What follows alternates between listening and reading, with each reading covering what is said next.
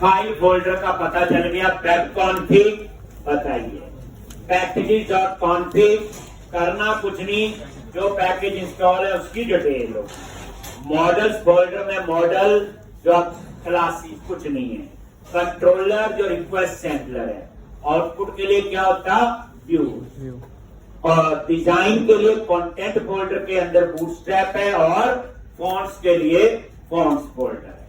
और जावास्क्रिप्ट जो है, अगर फ्रंट एंड पे आपकी क्लाइंट साइड पे प्रोग्रामिंग करती है तो जावास्क्रिप्ट उसके लिए क्या फोल्डर है, स्क्रिप्ट। हो गई इतनी कहानी, देख लो, बता दिए। एक ऐसे टेक्स्ट पे आपके वो फोल्डर होने चाहिए। अब यहां पे कल मॉडल बनाया था, तो ये मैंने एम्प्लॉय नाम का मॉडल बनाया। तो आपको मैं मॉडल बोलूं एक ही बात है, क्लास बोलूं एक ही बात है। एक मॉडल बोले या फिर क्लास। एक एम्प्लॉय डॉट CS ये मॉडल बनाया। एक ऐसे 2 भी हो सकते, 10 भी हो सकते, 50 भी हो सकते हैं। उसके बाद हमने कल बनाया था कंट्रोलर। कंट्रोलर का नाम क्या है, एम्प्लॉय कंट्रोलर।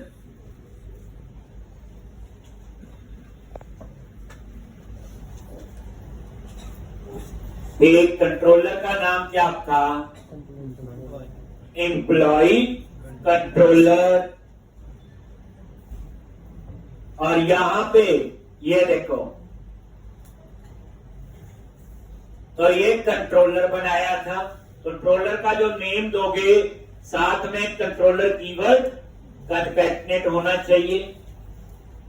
अब कंट्रोलर क्या समझाया था, रिक्वेस्ट हैंडलर। आज आपको इसकी कहानी समझाएगी रिक्वेस्ट हैंडलर की पूरी। अब कंट्रोलर के अंदर एक एक्शन बना हुआ, और ये जो एक्शन होते हैं ये व्यू के साथ एसोसिएट होते हैं। इसका एक्शन रिजल्ट है। अब इस कंट्रोलर के अंदर मैंने क्या किया, मॉडल क्लास का ऑब्जेक्ट बनाया, और उसके मेंबर्स को मैंने डेटा इनिशियलाइज कर दिया, डेटा असाइन कर दिया एक लाइन से। पुराना तरीका भी लिखा हुआ जो C++ में क्लास का ऑब्जेक्ट बना के कैसे पास करते थे, और वो इंफॉर्मेशन किसको पास कर दी, व्यू।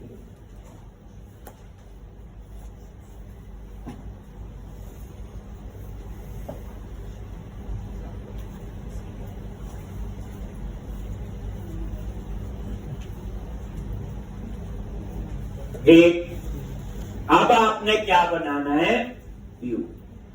तो व्यू बनाने का क्या रूल है, जिस नाम से एक्शन है उसी नाम से व्यू बनाना।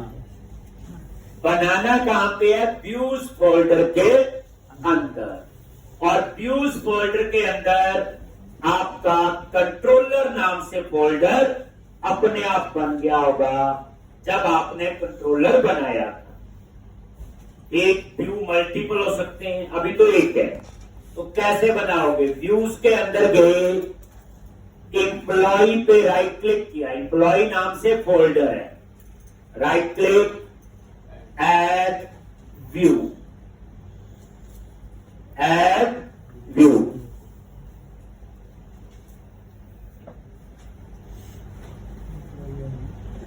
और यहां पे MVC फाइल व्यू, और ये ऐड करो।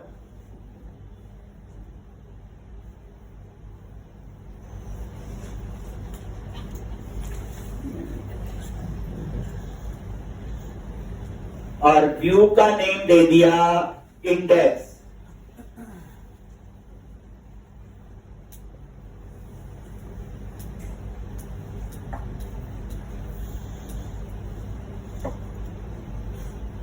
व्यू का नेम दे दिया इंडेक्स।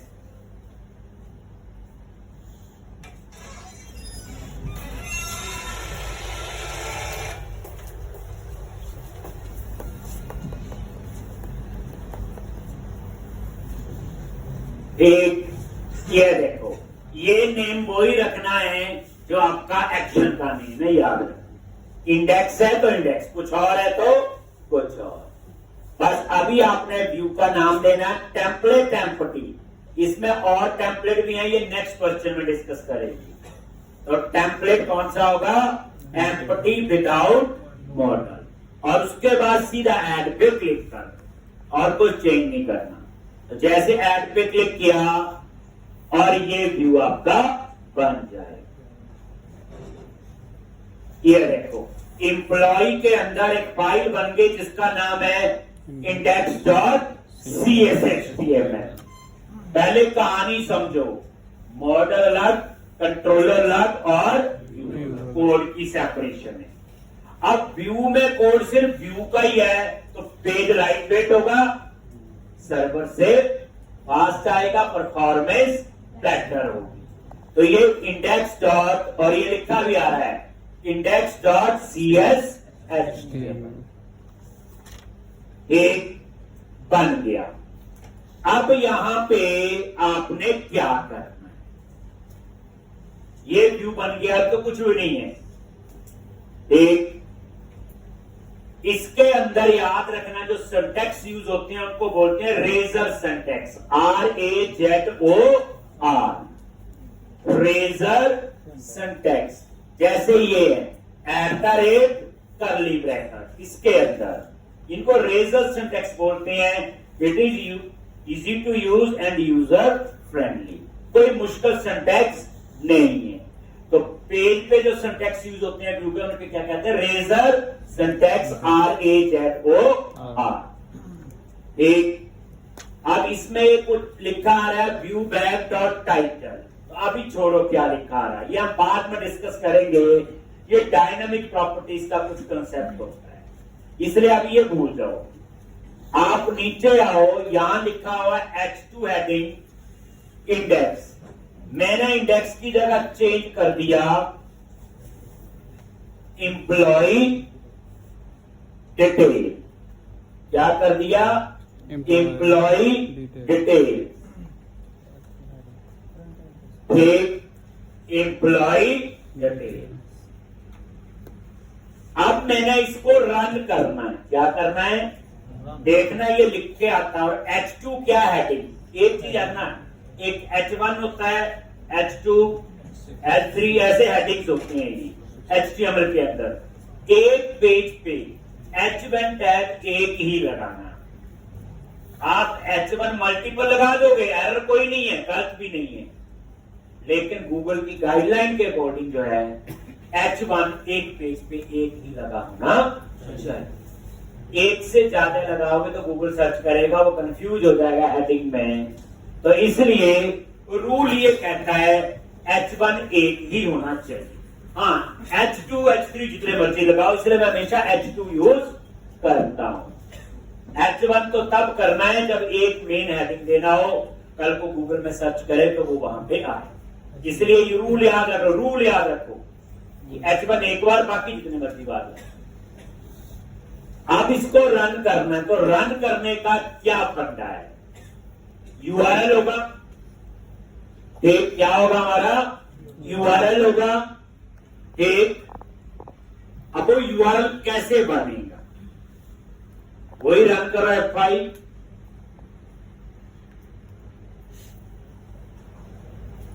ये बाय डिफॉल्ट जो आ रहा था वही आ जाएगा। ये इसका URL है। अब हमने कैसे लिखना है, इसका एक तरीका एक्सेस करने का। ये URL जो नजर आ रहा था ऊपर, /कंट्रोलर का नेम।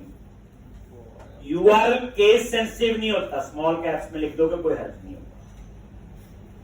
कंट्रोलर का नेम एंड देन /एक्शन का नेम, बस। अब URL ये बनेगा इसको एक्सेस करने के लिए, controller name then action name. Page कोई चीज नहीं है यहां पे।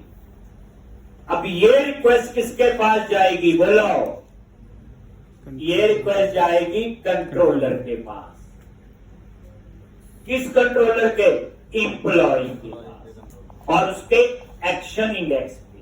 और जैसे एक्शन इंडेक्स पे पहुंचेगा तो वहां लिखा हुआ मॉडल को एक्सेस किया हुआ और व्यू को पास किया हुआ, यही तो समझाया था।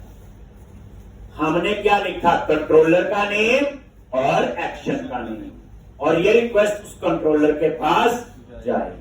देख लो, ये स्लैश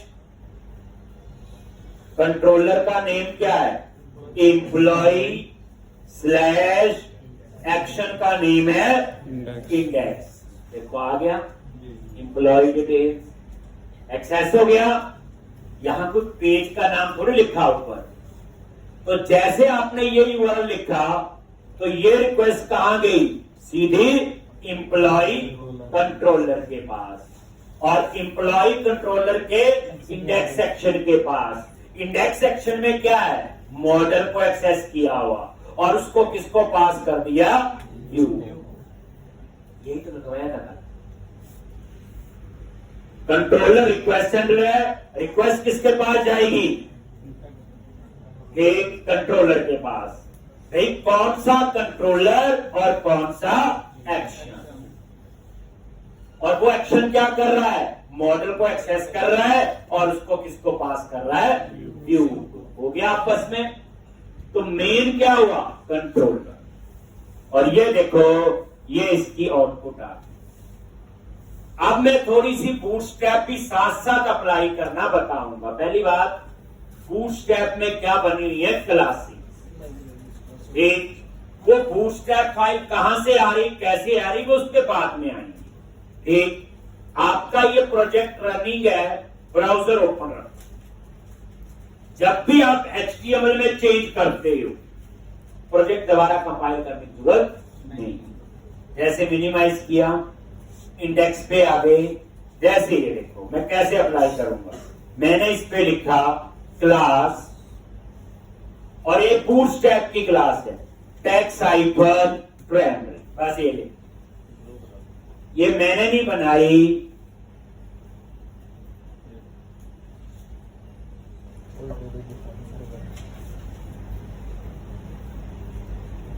ये लो।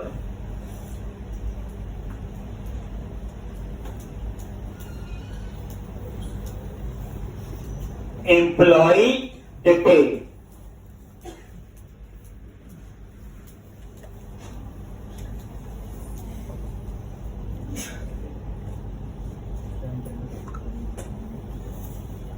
ये आ गया। कलर चेंज हुआ ना थोड़ा सा। ये टैक्स हाइफन प्राइमरी जो है, ये बूटस्ट्रैप की क्लास बनी हुई है। कहां से आई है मैं बाद में दिखाऊंगा। अगर इसकी जगह और भी है, देखो टैक्स हाइफन प्राइमरी, अगर मैं इन्फो कर देता हूं, टैक्स हाइफन इन्फो, तो ये देखो ये ब्राउजर ओपन रखा हुआ, आप सिंपल रिफ्रेश करो तो इसका कलर थोड़ा सा अलग। इसी तरह से टैक्स हाइफन सक्सेस,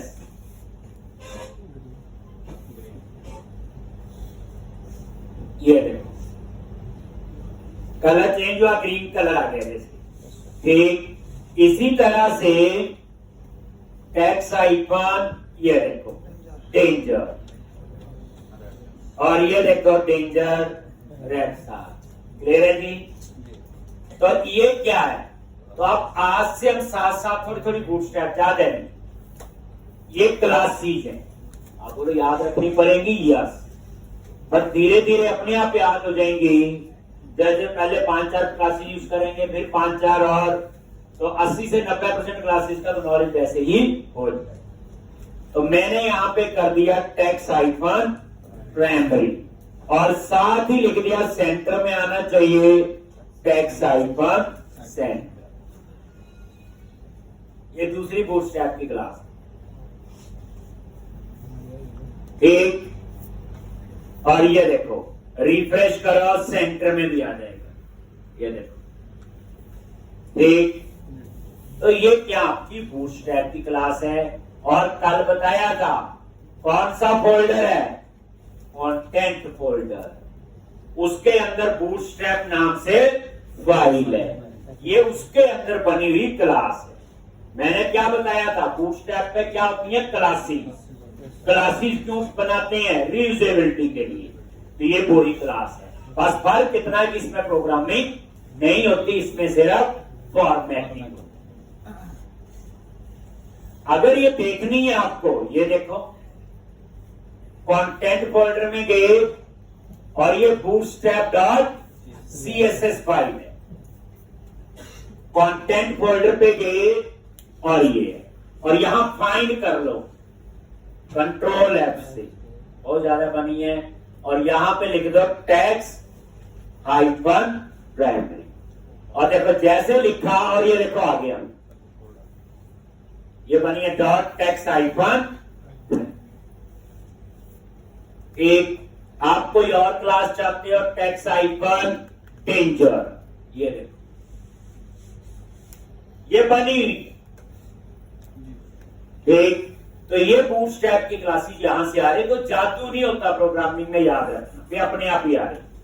अब नेक्स्ट क्वेश्चन है यहां तक आ कैसे रही, वो बात की बात, वो मैं पूरा आपको साइकिल समझाऊंगा एप्लीकेशन का, तब आपको पता हो। तो इसलिए ये नहीं सोचना कि कोई जादू है पता नहीं कहां बनी है, इतना पता चल गया कंटेंट फोल्डर के अंदर एक फाइल है जिसका नाम है bootstrap.cs, ये वहां से।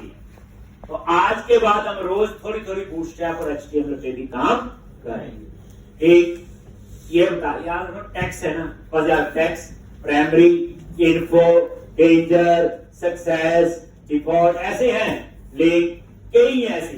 तो आइडिया हो गया कि टेक्स्ट में कुछ करना होगा तो ऐसे बनेगा एक, और ये सेंटर तो आइडिया हो ही गया आपको, और ये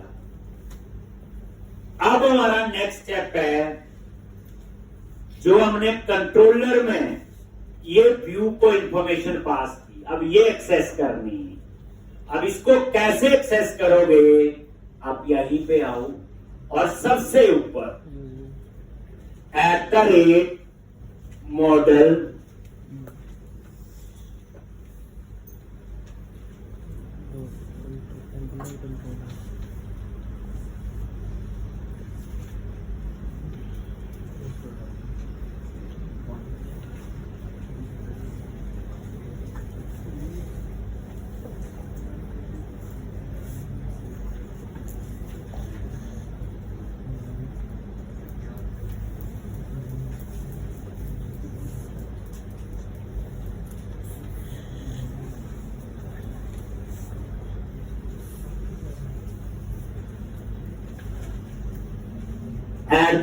model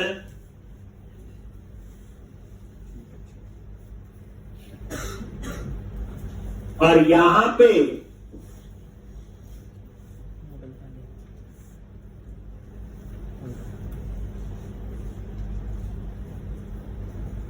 ये मॉडल को एक्सेस करने के लिए एम स्मॉल में याद रखना, रेजर सिंटेक्स में @ लगता है, बस ये कीवर्ड है @मॉडल।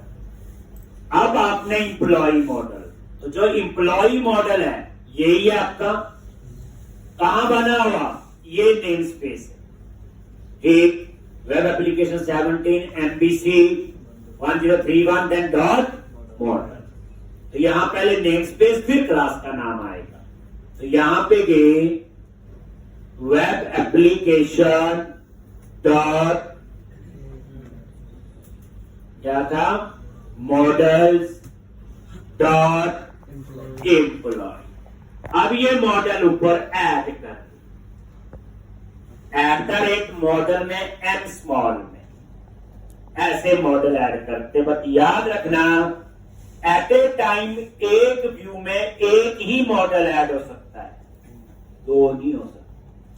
अगर आप बोलो 2 क्लासेज है 3 है, वो कैसे लेके जाएंगे, वो आगे कुछ और कहानी आएगी तब वो बताएंगे। याद रख लो एक व्यू में एक ही मॉडल ऐड हो सकता, 2 मॉडल कभी भी ऐड नहीं हो सकते।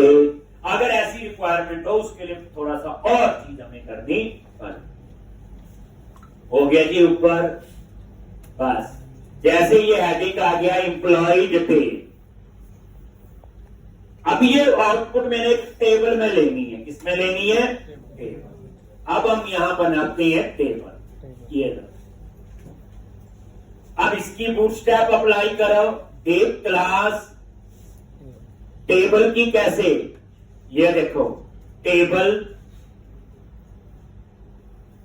क्या बोला था, मल्टीपल चीजें शुरू हुई हैं, HTML, बूटस्ट्रैप, शीशा, MVC, डाटाबेस, और यहां पे सब हेल्प में आता है टेबल हाइफन बॉर्डर। आइडिया हो जाता है नाम से, और तरीका पता होना चाहिए। टेबल हाइफन, एक स्ट्राइप दे दिया, टेबल हाइफन, ये दे दिया, मैंने ये क्लास अप्लाई कर। बॉर्डर का पता, ओवर का पता ही होगा। देख डिजाइन है बच्चे, हटा देना, क्लास लगा देना, डिफरेंस आपको अपने आप पता चल जाएगा। इसमें कोई रट्टे वाली बात नहीं। 2, 4, 5 बार हम इन क्लासेस को यूज करेंगे, अपने आप आपको पता चल जाएगा। अब एक और रूल, जब टेबल में हेडिंग देने हैं तो TH टैग यूज करना है, टेबल हेड याद रखना, नहीं तो सीधा TR लिख देते हैं और TH लिख देते हैं। ये टेबल है, रूल्स होते हैं, कन्वेंशन होती हैं, हम उसको फॉलो कर रहे हैं। अब TR होता है टेबल रो, और TH होता है टेबल हेडिंग। सबसे पहला आ गया हेडिंग एम्प नंबर। इसी तरह से दूसरा आएगा नेम, तीसरा आएगा एड्रेस, चौथा आएगा सैलरी।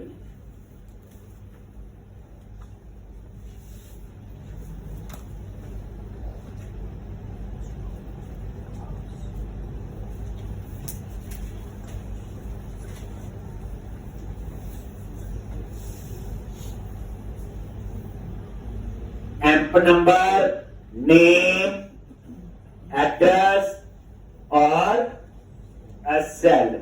एक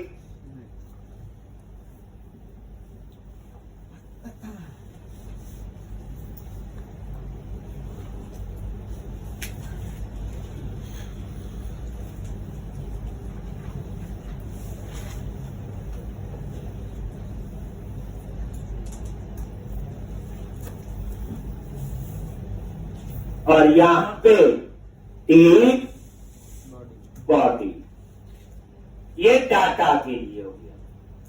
TH हो गया किसके लिए, हेडिंग के लिए, टेबल हेडिंग बोलते हैं इसको। और TR होता है टेबल रो, TR होता है टेबल रो, और TH होते हैं टेबल हेडिंग। तो एक रो बना देगा। पहले इतना ही देखना है, डिजाइन देख लो। जब HTML में चेंज करते तो प्रोजेक्ट बार बार रन नहीं करना, एक बार रन कर लो और रिफ्रेश करते जाओ। आगे ये देखो पूरे आगे। अब इसके नीचे यहां डाटा आना चाहिए, ठीक। तो अब अगली क्या कहानी,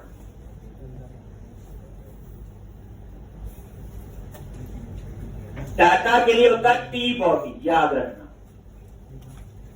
TR और TD। हमारी एक सीखने का मकसद ये है, आप एक पूरी MVC की प्रोसेस तो पता चल जाए, कैसे मॉडल व्यू कंट्रोलर काम करता। बाकी चीजों पे हम बाद में देखते हैं। ये लो जी, TD टेबल डेटा, TD होता है टेबल डेटा। अब डेटा कैसे एक्सेस करेंगे, वो तो इसी मॉडल से आएगा जो ये ऐड है। याद रखना, मॉडल बोलूं या क्लास, एक ही बात। आपने मॉडल ही बोलना कि अच्छा लगता है, एक क्लास थोड़ा पुराना जमाना हो गया, ठीक। तो मॉडल मतलब क्लास जो ऊपर मॉडल ऐड है, ठीक। कैसे इसको एक्सेस करोगे, अगर मॉडल ऐड करना ऊपर तो @model m स्मॉल में। अब मॉडल को एक्सेस करना है,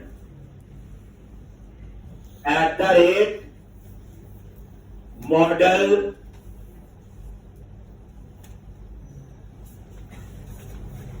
डॉट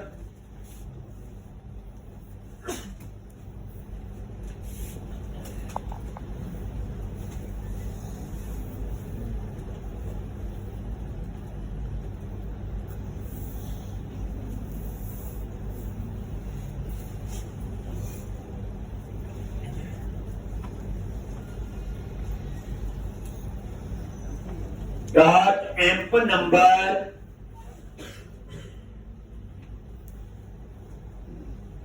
बस इसमें और उसमें इतना फर्क है एम कैप्स में। और पहले ये देखो, ये जो मॉडल डिक्लेयर हुआ, तो जब मॉडल को एक्सेस करना है एम कैप्स में, और ये मॉडल ऑटोमेटिकली उस टाइप का डिक्लेयर होगा जो ऊपर है। और यहां आप देख भी सकते हो, लिखा भी आ रहा है कौन सा, एम्प्लॉय। यानी ये मॉडल कीवर्ड है, ये किसको एक्सेस कर रहा है, जो ये ऊपर है, ये जो ऊपर ऐड है। कैसे पता, ये देखो, जैसे आप इस पे माउस लेके गए, ये नीचे लिखा आ रहा है web application MVC model dot employ. ठीक, तभी ये हेल्प में आया ना। देखो दोबारा देखो, TD table data @ model caps में बस याद रखना जब मॉडल को एक्सेस करना है। तो तेरे हेल्प में आ गया नहीं, तो ये मॉडल किस टाइप का डिक्लेयर हुआ, जो ऊपर मॉडल है। ऊपर मॉडल क्या है, एम्प्लॉय। एम्प्लॉय के मेंबर है, एम्प नंबर नहीं। इसी तरह से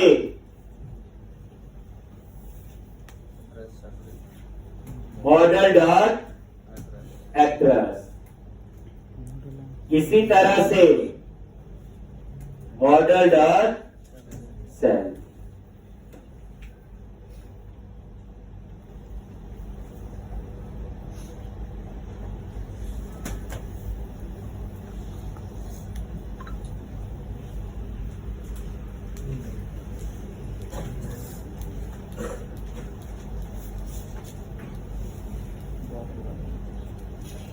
ये लो, एम्प नंबर, नेम, एड्रेस और सेल। ये देखो ऊपर माउस लेके जा रहे, क्या आ रहा है, ओवर, देखा ना। तो ये देख, और इस तरह से इतना आप लोग पहले समझ। ठीक, अब हम थोड़ा सा इसका स्ट्रक्चर और जानने की कोशिश करेंगे। तो इतना समझ आ गया। एक्सेस कैसे करते हैं, कंट्रोलर का नेम स्लैश एक्शन का नेम, कंट्रोलर का नेम स्लैश एक्शन का नेम। बस इतनी बात याद रखो, तभी ये रिक्वेस्ट किसके पास जाती, कंट्रोलर। कंट्रोलर देखता मॉडल से क्या चाहिए, कौन सी इंफॉर्मेशन है, उस इंफॉर्मेशन को वो पास करता है किसको, व्यू। क्लियर है जी। तो इस तरह से ये, अब आप आगे समझो। लिख लिया सबने इतना, ठीक। अब यहां पे सबसे पहले देखो, इतना काम पहले करना आपने, ठीक, समझना है। अब मैं और चीजें समझा रहा हूं। जैसे रन किया, ये डिजाइन आया, ये कहां से आया, पहली कहानी तो हम यही देखते हैं। तो ये देखो, यहां पे भी व्यूज फोल्डर के अंदर एक फोल्डर बना हुआ है शेयर्ड नाम से। व्यूज के अंदर शेयर्ड, और शेयर के अंदर है लेआउट। शेयर के अंदर है लेआउट, और ये क्लिक किया, ये जो डिजाइन आ रहा है वो यहां से आ रहा है। लेआउट फोल्डर याद रखो, व्यूज, व्यूज के अंदर शेयर, और शेयर के अंदर लेआउट। और ये पूरे प्रोजेक्ट पे यही से डिजाइन आ रहा है। मैं रन करके दिखा देता हूं आपको, फिर हम मैच कर देते। जो ये देखो ऊपर आ रहा है क्या, होम, अबाउट, कॉन्टैक्ट। ठीक, हम चाहते हैं यहां लिखूं मैं एम्प्लॉय, क्लिक करें तो एम्प्लॉय वाला पेज आ जाए। ठीक, तो आप यही चीज देखो, ज्यादा नहीं देखना, जितना बताया जाए पहले उतनी चीज देखनी है। अब यहां पे ये देखो, नीचे नजर मारोगे, ये देखो, ये बने हुए ना होम, अबाउट और कॉन्टैक्ट बने हुए। ये एक नेविगेशन बार है। क्या ये नेव बार बोलते हैं इसको। यहां पे देखो ऊपर है नेविगेशन। ये नेविगेशन बार कहां से बनी है? बूटस्ट्रैप से। ये मैं आगे बताऊंगा। लास्ट में 1.5-2 महीने जो पढ़ते हैं फ्रंट एंड पे काम करते हैं एंगुलर रैक पे, तब ये नेविगेशन बार कहां से आती, बूटस्ट्रैप से कैसे उठाते हैं, कैसे लगती है, तब हमें और पता होगा। तो अब ये देखो इसके अंदर ये 3 लिंक बने हुए देखो। ये अनसॉर्टेड लिस्ट है यूएल और ये एलआई है लिस्ट। अब इसी के नीचे एक और लगा लो और यहां पे एलआई।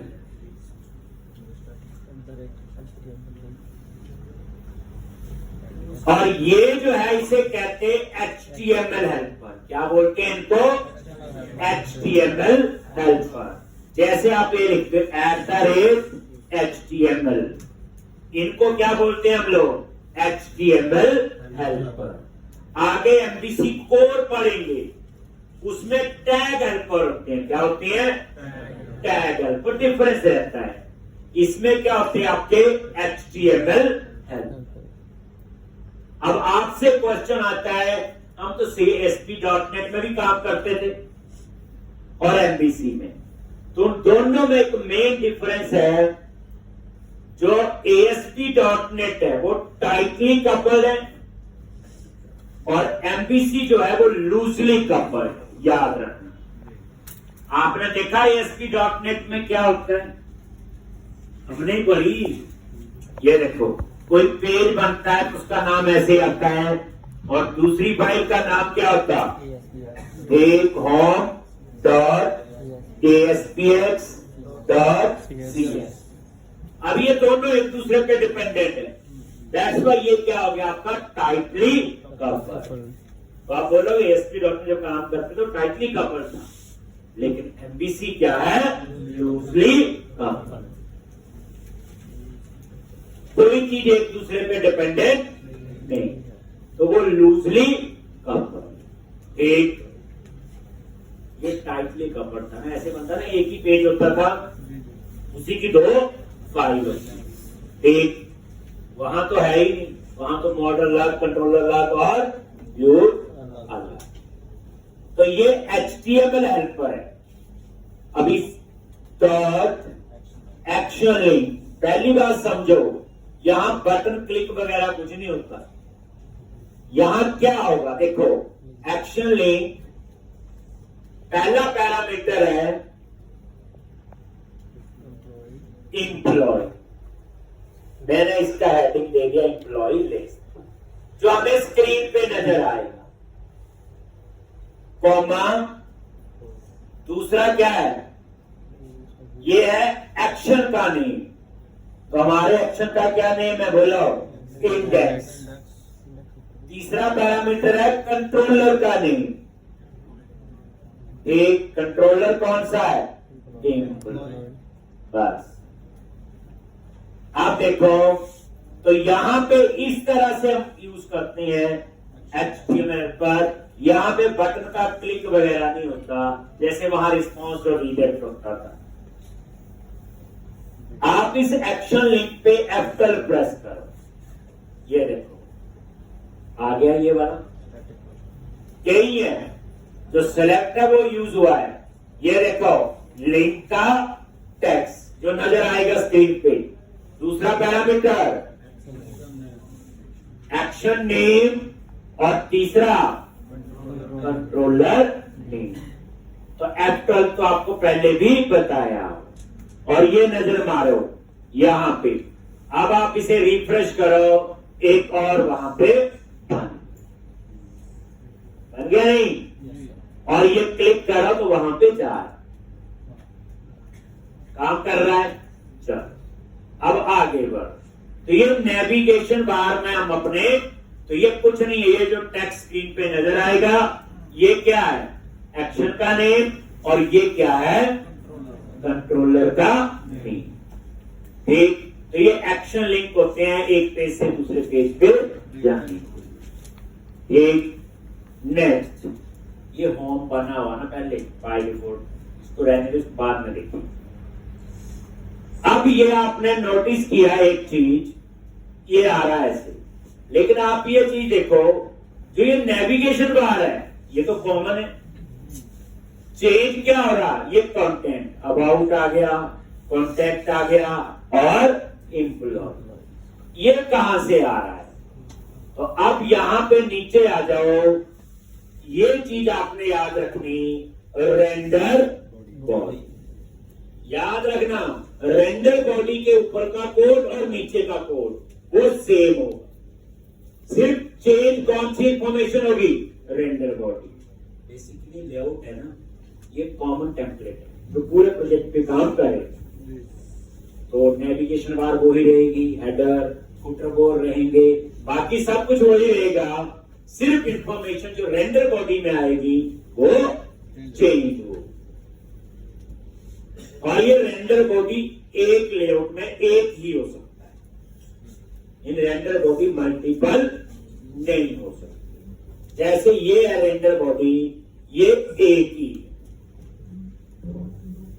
मतलब कहने का मतलब इसके ऊपर वाला कोड जैसा लिखा वैसा ही आएगा, इसके नीचे वाला कोड जैसे लिखा वैसे ही आएगा। रेंडर बॉडी की जगह आपकी डिटेल चेंज हो जाएगी, आपको वेरीफाई करना है। मैंने रेंडर बॉडी के ऊपर एक हेडिंग दे देता हूं, एक स्टार कॉन्टेंट, एक ऐसे थोड़ा बूटस्ट्रैप अप्लाई कर देता हूँ, पढ़ाई बता जा, हर जगह कर लो। देखो बच्चे, जो चीज आ गई तो घबराना नहीं लिखते, और इसके बाद फिर वही लिख लिया और यहां कर दिया एंड कॉन्टेंट, कर दिया एंड कॉन्टेंट। ये अब क्या होगा, ऊपर वाला कोड सेम, नीचे वाला सेम, सिर्फ रेंडर बॉडी में आपकी इंफॉर्मेशन चेंज होगी, जो भी आपका व्यू होगा। इसका मतलब क्या होगा, सारा स्ट्रक्चर सेम, बस वो व्यू का जो है वो चेंज होगा। वो किस वजह से चेंज हो रहा है, रेंडर एक कैसे अभी वेरीफाई करवाते हैं। ये देखो, रिफ्रेश करो, ये देखो स्टार्ट कंटेंट एंड कंटेंट। अब आप कॉन्टेक्ट पे क्लिक करो, देखो ये कंटेंट ये सेम, सिर्फ क्या चेंज हो रहा है, अबाउट पे क्लिक किया, देखो कौन सी इंफॉर्मेशन चेंज हो रही, जो तो इसका मतलब क्या हुआ कि जिस पेज के हिसाब से जैसी रिक्वायरमेंट होगी वो डिजाइन वैसा आएगा, बाकी आपका स्टैटिक डिजाइन रहेगा। एक ये काम कौन कर रहा है, बोलो, रेंडर बॉडी एक ही हो सकती है, जो रेंडर बॉडी है वो एक ही हो सकती है। समझा गया इतना? ये लेआउट है, लेआउट पे 1.5 लेक्चर अलग से लेनी है, वो तो मैसेज तो करवाना है। ये तो शुरुआत है, थोड़ा सा आप इसके साथ काम करना, थोड़ा आइडिया होना चाहिए ये चीजें कहां से आ रही। ठीक, तो यहां पे ये रेंडर बॉडी याद रखना है, ये इंपॉर्टेंट है, इसको हटाना नहीं। इसके ऊपर आप अपना नाम लिख दो, आपका नाम हर एक पेज के ऊपर आता रहेगा, नीचे कुछ लिख दो, हर एक पेज पे आता रहेगा। रेंडर बॉडी आपका चेंज होता रहेगा। एक रेंडर बॉडी जो है वो आपका चेंज। अब नेक्स्ट क्वेश्चन, देखो जितना हम समझ सकते हैं कल और समझेंगे, नेक्स्ट लेक्चर में और समझेंगे। ये क्या है नीचे बंडल, ये क्या है, ये सारी कहानी धीरे धीरे करके सीखेंगे। अब यहां पे अब आप बताओ, आपको ये पता चल गया कि लेआउट से डिजाइन आ रहा है, इतना तो पता चल गया। थोड़ा बहुत मैंने समझाने की कोशिश की, आ गया। अब आप बोलते हैं कि हम यहां पे लिखते हैं यूआरएल, मैंने लिखा employee/index, वही आ रहा है, ठीक है, चल रहा है। लेकिन ये चीज लिखी कहां पे है कि यूआरएल ऐसा ही होना चाहिए। मैं चाहता हूं एम्प्लॉय की जगह अपना नाम लिखूं CS, चल जाएगा? अभी नहीं चलेगा। लेकिन कहीं तो इसकी कहानी लिखी गई है, ठीक। और अब हम थोड़ा सा ये कहानी कहां से आ रही, अब हम उस साइड चले, ठीक।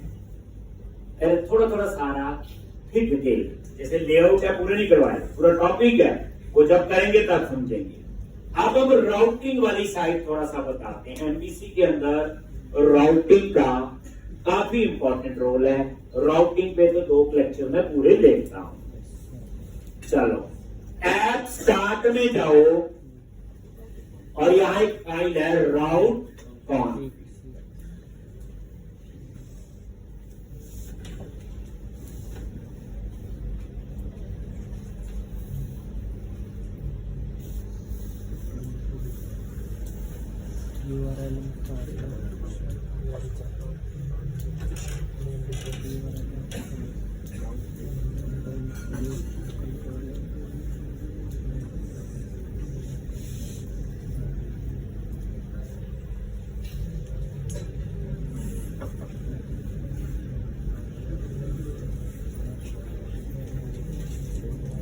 राउट कॉन्फिग, ठीक।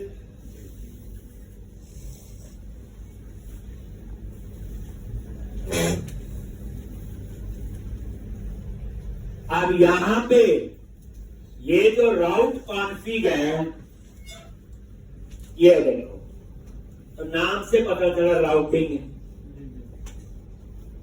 अब यहां पे इसके ऊपर पूरा लेक्चर लगना है, तो टेंशन की बात नहीं, जो लिखा हो उसे समझने की कोशिश करते हैं। जब भी आप यूआरएल में लिखते हैं वो यहां जरूर आता है। और ये देखो मैप रूट में, ये तो नेम है, ये नाम कुछ भी रख सकते हो, अपना नाम रखो, कुछ भी, इसका कोई डिफॉल्ट कोई कीवर्ड है। हाँ, यूआरएल दैट इज पैटर्न, जो आपको यूआरएल में लिखना है। और ये जो पैटर्न क्या लिखा रहा है, कंट्रोलर/एक्शन, यहां से पता चल रहा है। अगर आप अभी इसके आगे लिख दो, वैसे छोटा एग्जांपल /CS, ये पता क्या लिखना पड़ेगा, CS/कंट्रोलर नेम/एक्शन। एक ये राउटिंग का खेल खेलेंगे, बड़ा मजेदार है, जो चाहिए हम वो बनाएंगे। राउटिंग क्यों जरूरी होती, वैसे भी जैसे आप गूगल से सर्च करते हैं, 1 घंटा 2 घंटे लगा के बड़ी मुश्किल से वो चीज मिलती जो हमें चाहिए होती, और उस समय घर का काम याद आ जाता। हम क्या करते हैं, उस यूआरएल को एक बार में ऐड कर लेते हैं, उस यूआरएल को कॉपी करके रख लेते हैं, बुक मार्क बना लेते हैं, कुछ ऐसा करके हम रख लेते हैं, पढ़ेंगे बाद में, पढ़ते हैं, थोड़े दिनों बाद और ढूंढ लेते, कोई चीज और ढूंढ लेते, ऐसे वहां 15-20 यूआरएल हो जाते हैं। फिर 20 दिन बाद याद आता है ये डाला था, पढ़ना है। फिर हम लोग पता क्या करते, उन 15-20 यूआरएल पे एक एक करके क्लिक करते, कौन सा था वो, क्योंकि उसका जो यूआरएल है वो इतना मीनिंगफुल नहीं था। अगर आपका वो यूआरएल मीनिंगफुल हो, जैसे मान लो आपको यूआरएल नहीं लिखा हो .NET ट्रेनिंग, तो आप एकदम से समझोगे .NET का, PHP ट्रेनिंग ये लिखा हो, इंस्टेड ऑफ ऐसे लिखा हो कंट्रोलर का नाम, एक्शन का नेम, वो तो टेक्निकल टर्म है, वो तो एक डेवलपर के लिए है, एक नॉर्मल यूजर के लिए तो कोई उसका लेना देना नहीं। तो जो यूआरएल को कस्टमाइज करना ये काफी इंपॉर्टेंट होता है किसी भी लैंग्वेज के अंदर, और एक किसका पार्ट होता है, राउटिंग। तो राउटिंग में हम डिटेल में पढ़ेंगे, अभी थोड़ा सा हम देखेंगे जो हम अभी हो रहा है। देखो कर्ली ब्रैकेट में जो लिखते हैं वो वेरिएबल का नाम होता है, याद रखें। ये कंट्रोलर का नेम उठाएगा, स्लैश ये एक्शन का नेम उठाएगा, और स्लैश ये क्या उठाएगा, आई। ठीक, मान लो आपने कंट्रोलर का नाम नहीं दिया, मान लो आपने एक्शन का नाम नहीं दिया, तो कहां जाएगा, डिफॉल्ट। और क्या करेगा, कंट्रोलर कौन से पे जाएगा, होम, और उसका कौन सा एक्शन, इंडेक्स, और उसके बाद आईडी तो आपका ऑप्शनल है, तो चाहे नाम ऑप्शनल है, पास करना कोई जरूरी नहीं। मतलब कहने का, अगर आपने यूआरएल में कुछ नहीं लिखा तो बाय डिफॉल्ट कंट्रोलर का नेम क्या उठाएगा, होम, और उसका एक्शन इंडेक्स। और ये ऑलरेडी बना हुआ है, ये देखो कहां गए, कंट्रोलर, और ये होम कंट्रोलर, और ये देखो होम कंट्रोलर, और उसके अंदर एक्शन कौन सा है, इंडेक्स, और इसका व्यू भी बना हुआ। तो कहने का मतलब क्या हुआ, वो यहां जाए, जैसे मैं चाहता हूं यहां ना जाए, वो मेरे वाले कंट्रोलर पे जाए, तो मैं होम की जगह क्या लिख दूंगा, एम्प्लॉय, और एक्शन तो मेरा भी। मतलब ये हुआ, जैसे हम स्टार्टअप पेज बनाते थे, याद करो, वहां राइट क्लिक सेट है स्टार्ट पेज, याद है, यहां स्टार्टअप एक्शन बनाना है, तो यहां लिखना पड़ेगा कि कोई कंट्रोलर का नाम नहीं दिया, ना एक्शन का नेम, देन वो कहां जाके डिफॉल्ट उठा लेता है, कंट्रोलर का नेम क्या उठाएगा, एम्प्लॉय, और एक्शन का नेम उठाएगा, इंडेक्स। कोई बोले कि सबसे पहले ये वाला कंट्रोलर एक्शन एक्सेस होना चाहिए, वो आपने यहां पे चेंज करना है। अब रन करके देखो, अभी पता चल जाएगा।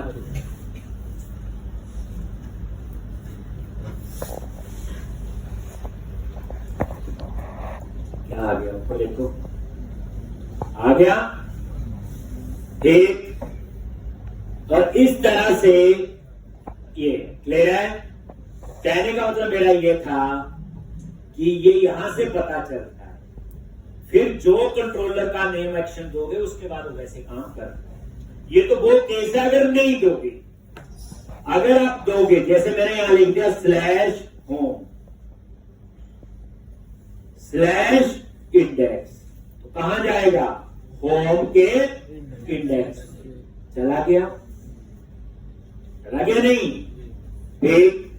अब इसी तरह से होम के अबाउट पे जाना है,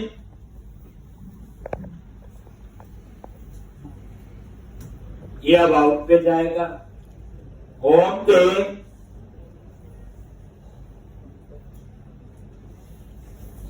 कॉन्टेक्ट पे जाना है, ये उस पे, बस यूआरएल में लिखना कंट्रोलर का नाम स्लैश, ये मैंने नहीं बनाया हुआ, ये बना हुआ। अगर आपने इंडेक्स पे जाना है अपने, तो क्या करोगे, एम्प्लॉय स्लैश इंडेक्स, या नीचे क्लिक कर। तो मतलब कहने का ये है कि यहां बताया हुआ कि पहले कंट्रोलर का नाम लिखना है और फिर एक्शन। अगर आप कोई कंट्रोलर का नाम नहीं दोगे तो वो डिफॉल्ट कंट्रोलर ये उठाएगा। अगर एक्शन का नाम नहीं दोगे तो डिफॉल्ट एक्शन ये उठाएगा। इसको हम कहते हैं राउटिंग। इसको हम यहां से मैनेज कर, ठीक है जी। नेक्स्ट, समझ आगे, लिखना कुछ नहीं, करना कुछ नहीं, ये तो सिर्फ समझाने की बात थी कि राउटिंग यहां से मैनेज होती है, लेआउट कहां से आता है। अब हम रन करते हैं, अब हम समझते हैं पूरा इसका साइकिल, ये कैसे है। और जो चीजें बच्चे मैं करवा रहा हूं ये रोज ही करनी है, जो डरना नहीं। अब थोड़ा बहुत डाउट रहेगा तो कल भी यही करना है। अब रोज ही ये चीज पढ़नी है तो क्लियर होंगे, कोई डरने की जरूरत नहीं। अभी तो सिर्फ थोड़ा बहुत, जैसे हम गाड़ी सीखते हैं तो बताते हैं ना, ये ब्रेक है, रेस है, गियर है, चलाएंगे तो बाद में ही। अभी तो वही बात हो रही है। पहले सीधा था ना, पेज बनाया, बटन लगाया, क्लिक किया, कोड लिखे, काम खत्म। यहां पे थोड़ा स्ट्रक्चर अलग है। तो अभी तक अब आपको क्या सिखाना है, एप्लीकेशन साइड का। जैसे इंट्रो देने गए सिंपल पूछा कि ये एमबीसी एप्लीकेशन काम कैसे करता है। सिंपल सा क्वेश्चन, तो मुश्किल है। लो, जैसे आप रन कर रहे हो, ये सारी कहानी कहां से आ रही, जिस पे मैं क्लिक करता हूं वहां कैसे जा रहा है। जैसे मैंने क्लिक किया कॉन्टैक्ट, तो कैसे गया यहाँ पे कैसे गया। अब हम वो समझे। एमबीसी तो पता चल गया, मॉडल व्यू कंट्रोलर। तो अब आपने क्या करना है यहाँ पे, ये है, जब भी हम रन करते हैं सबसे पहले वो जाता है global.asx फाइल। जब भी आप रन करते हो प्रोजेक्ट को, देन कहां जाता है, global.asx फाइल में। जैसे एक एप्लीकेशन का एंट्री पॉइंट होता है, कौन सा पॉइंट होता है, एंट्री पॉइंट। जैसे आपका एंट्री पॉइंट क्या होता है, अगर C++ में मेन होता है, बिल्कुल वैसे ही है। तो global.asx फाइल, ग्लोबल नाम है, एक्सटेंशन है .asax। पहली बात, ये फाइल एक प्रोजेक्ट में एक ही होगी, दो कभी भी नहीं हो सकती। global.asax।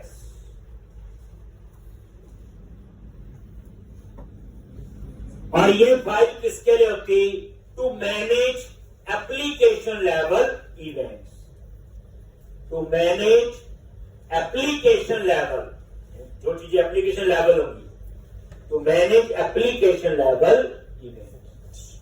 जैसे देखो, global.asx में आए और यहां पे ये देखो एप्लीकेशन स्टार्ट,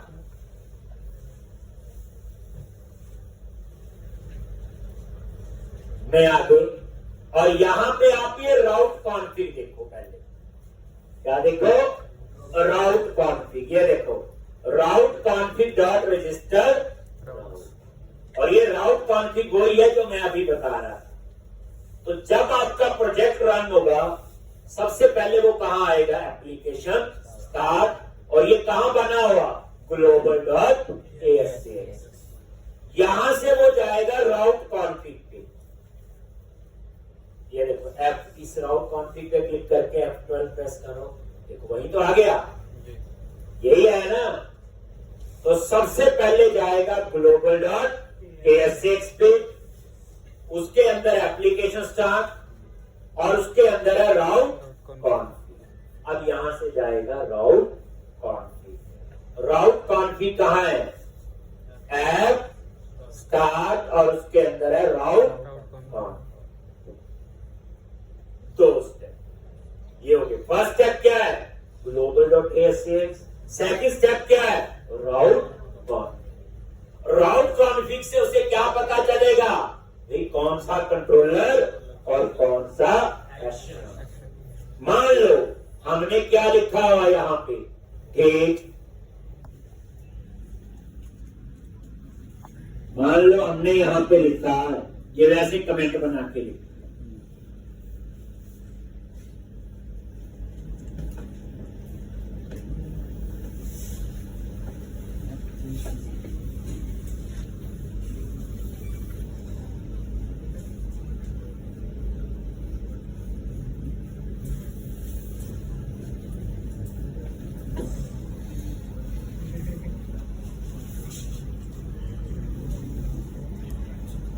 एक ये देखो,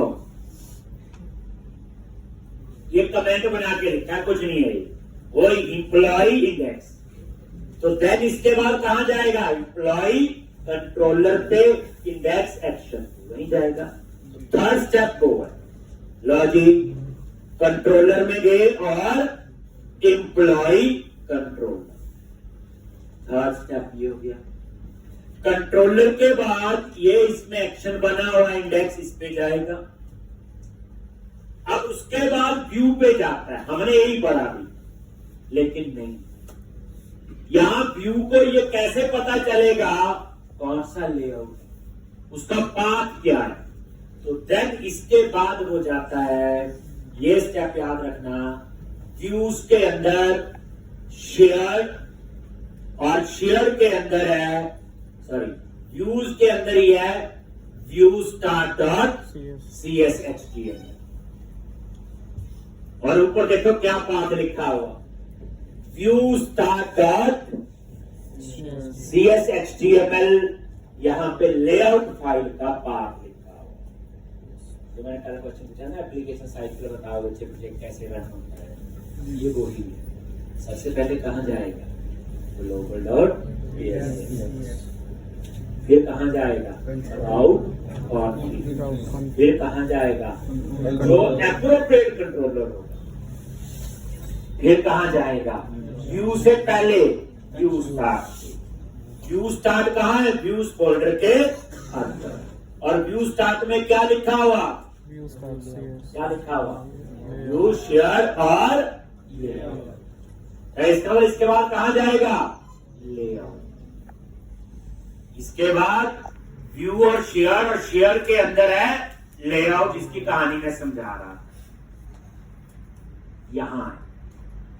और जब कुछ इसमें आ गया तो फिर क्या करेगा, इसमें जो रेंडर बॉडी, और यहां पे फिर आपका क्या आएगा, वो व्यू जिसका नाम है इंडेक्स, जो भी आपने दिया होगा। तो लास्ट में कहां जाएगा, एम्प्लॉय का जो इंडेक्स, देख लो उसी सीक्वेंस में सबसे पहले global.asx, route config, employ controller, view start, layout और इंडेक्स। लिख लो ये, और भी देखना पड़ेगा हमें टाइम पे, थोड़ा तो लिख लो।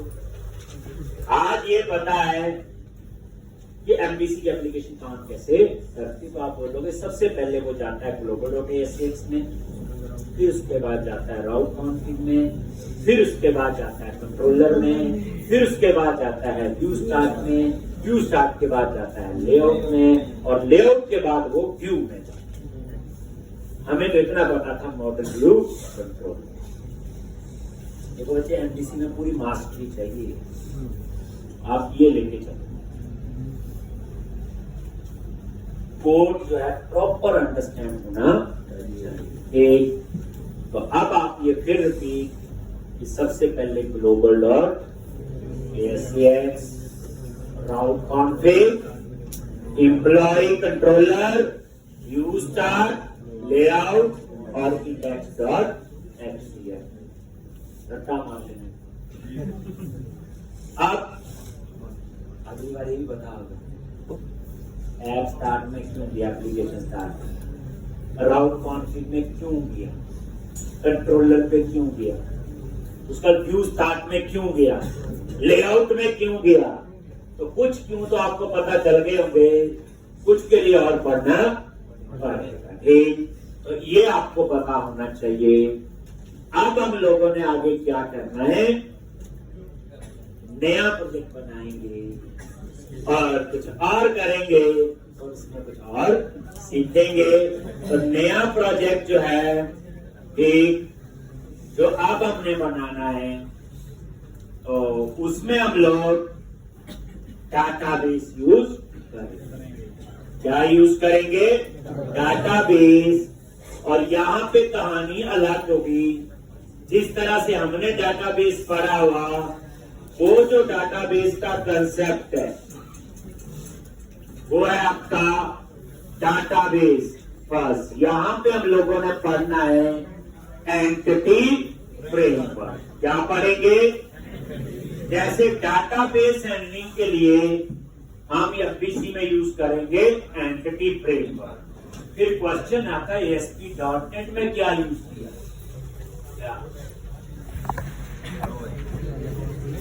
ADO.NET क्या था, ADO.NET। ADO.NET क्या, डेटा को एक्सेस करने की एक टेक्निक है जो हम ASP.NET में यूज करके आए। अब हमने एमपीसी में क्या करना है, एंटिटी फ्रेमवर्क। एंटिटी फ्रेमवर्क जो है ये भी एक डेटा को एक्सेस करने की टेक्निक है। एंटिटी फ्रेमवर्क के दो पार्ट होते हैं, एक डाटाबेस फर्स्ट, और दूसरा होता है इसमें कोड फर्स्ट। पूछा जाता है डाटाबेस फर्स्ट और कोड फर्स्ट। तो जो डाटाबेस फर्स्ट है आपका, उसमें पहले हम डाटाबेस बनाते हैं, जो हम करके आए हैं। हम माइक्रोसॉफ्ट को सर्वर में जाके डाटाबेस बनाते हैं ना पहले, दैट इज डाटाबेस फर्स्ट। तो डाटाबेस फर्स्ट अप्रोच हमें आती है कि उसमें क्या होता है, डाटाबेस पहले बनाना है। लेकिन कोड फर्स्ट में तो कोडिंग से ही डाटाबेस बने। तो ये चेंज है। और याद रखना 99% कोड फर्स्ट अप्रोच ही यूज होती। अगर आप इस अप्रोच को समझे तो पाइथन में भी यही यूज होती। यानी और चीजों की बात करें तो ये कोड फर्स्ट अप्रोच अब हमने सीखनी है। तो अब आपको कोई बोले क्या सीखने जा रहे, एंटिटी फ्रेमवर्क, और एंटिटी फ्रेमवर्क के अंदर कौन सी अप्रोच है आपकी, कोड फर्स्ट। ठीक, और ये जो कोड फर्स्ट अप्रोच है, ठीक, जिसमें हम कोडिंग से डाटाबेस बनाते हैं। आप बोलोगे इसका क्या फायदे है, कोडिंग से ही डाटाबेस बनाएंगे। अभी क्या होता है, अगर आपने एक प्रोजेक्ट बनाया, डाटाबेस फर्स्ट अप्रोच यूज की, आपने सीक्वल सर्वर यूज करके प्रोजेक्ट बना लिया जो हम बना रहे हैं, तो इसकी रिक्वायरमेंट है कि क्लाइंट के पास भी सीक्वल सर्वर होना चाहिए जहां पे मेरी एप्लीकेशन रन हो। मान लो क्लाइंट ने एकदम से बोला मुझे तो ओरेकल यूज करना है। जैसे कई बार आप एक प्रोडक्ट बनाते हैं, मल्टीपल क्लाइंट्स को सेल करते हैं। अब किसी के पास ओरेकल होगा, किसी के पास माइक्रोसॉफ्ट सर्वर होगा, किसी के पास माई सीक्वल डाटाबेस होगा, ऐसे कोई भी हो सकता है। तो डाटाबेस फर्स्ट अप्रोच में सारा प्रोजेक्ट दोबारा से बनाना पड़ेगा अगर उसने डाटाबेस चेंज करने को। पर कोड फर्स्ट में ऐसा नहीं करना पड़ेगा, क्योंकि वहां डाटाबेस ही कैसे बनेगा, कोडिंग से। मतलब ये हुआ कि हमने अपना प्रोजेक्ट कोड फर्स्ट करके यूज किया है, तो कोई भी डाटाबेस यूज कर सकते हो आप लोग, चाहे ओरेकल, चाहे माइक्रोसॉफ्ट सर्वर, चाहे माई सीक्वल। ये इंपॉर्टेंट है आपका कोड फर्स्ट अप्रोच, और इसके और भी बेनिफिट है। तो अब हम पढ़ने जा रहे हैं एमवीसी के अंदर एंटिटी फ्रेमवर्क। एंटिटी फ्रेमवर्क की कौन सी अप्रोच, कोड फर्स्ट। ठीक है, आपका काम अभी इतना है कि जो मैं छोटी सी एप्लीकेशन करवाई, मॉडल व्यू उसको बनाओ, और ये बाकी चीजों की जो कहानी समझी उसको सिर्फ समझना ही है, कोड तो उसमें कुछ भी नहीं। तो कल हम शुरू करेंगे। इंपॉर्टेंट है बच्चे, प्रैक्टिस कर देना शुरू। और अब देरी हुई तो गलती हो गई समझो।